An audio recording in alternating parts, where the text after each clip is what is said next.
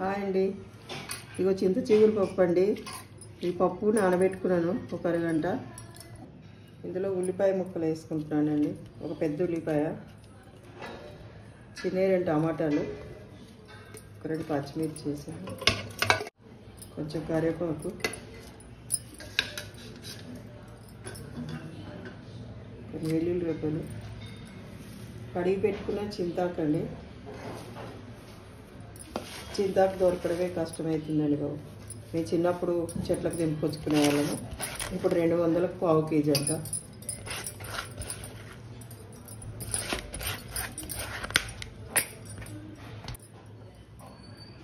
పసుపు అండి, కారం అండి తగినంత,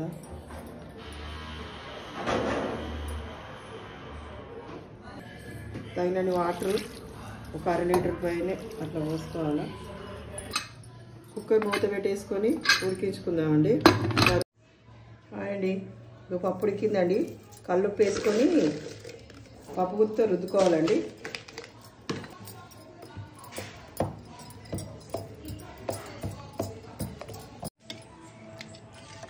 రుద్దుకున్నామండి. దీన్ని రుద్దాము, తాలింపు పెడదాము.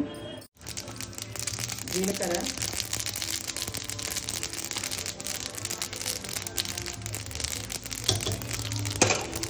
ఎండుమిర్చి,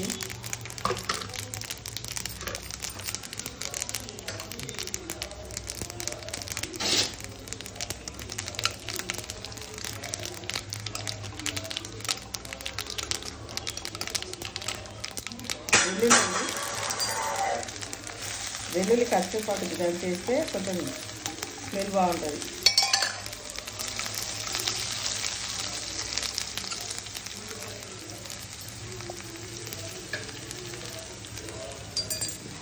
కరివేపాకు అండి అందులో వేసుకున్నాము. మళ్ళీ తాలింపు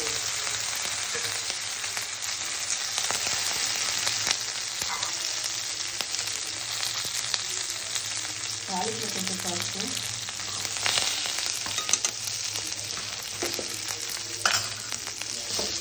పెట్టానండి. కొంచెం సేపు అయిపోయిందండి. పప్పు కొత్తిమీర వేసుకొని దించేసుకోవడమే.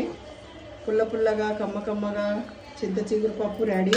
దీనికి అంచుకు అప్పడాలు. హాయ్ అండి. ఇగో చింత చిగురు పప్పు అండి. ఈ పప్పు నానబెట్టుకున్నాను ఒక అరగంట. ఇందులో ఉల్లిపాయ ముక్కలు వేసుకుంటున్నానండి. ఒక పెద్ద ఉల్లిపాయ, చిన్న 2 టమాటాలు, ఒక 2 పచ్చిమిర్చి వేసాను, కొంచెం కరివేపాకు, కొన్ని వెల్లుల్లి రెబ్బలు, కడిగి పెట్టుకున్న చింతాకండి. చింతాకు దొరకడమే కష్టమవుతుందండి బాబు. మేము చిన్నప్పుడు చెట్లకు తెంపుకొచ్చుకునే వాళ్ళము. ఇప్పుడు 200కు పావు కేజీ అంట.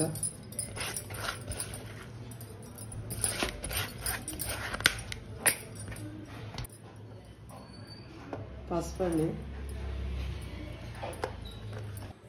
కారం అండి తగినంత,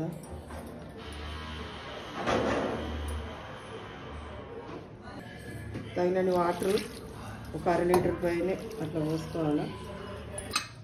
కుక్కర్ మూత పెట్టేసుకొని ఉడికించుకుందామండి. అండి పప్పు ఉడికిందండి. కల్లుప్పు వేసుకొని పప్పు గుత్తితో రుద్దుకోవాలండి.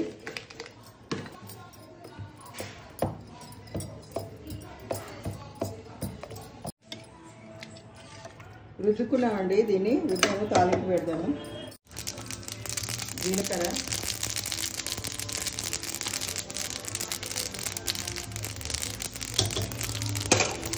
ఎండుమిర్చి,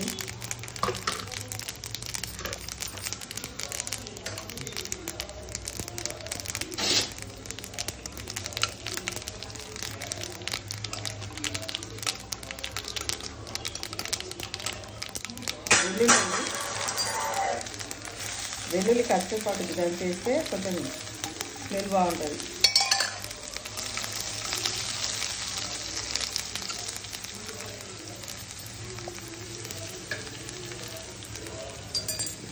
కరివేపాకు అండి అందులో వేసుకున్నాము. మళ్ళీ తాలింపు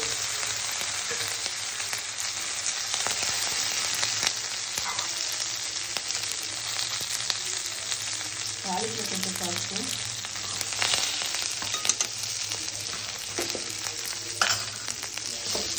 పెట్టానండి. కొంచెం సేపు అయిపోయిందండి. పప్పు కొత్తిమీర వేసుకొని దించేసుకోవడమే. పుల్ల పుల్లగా కమ్మ కమ్మగా చింత చిగురు పప్పు రెడీ. దీనికి అంచుకు అప్పడాలు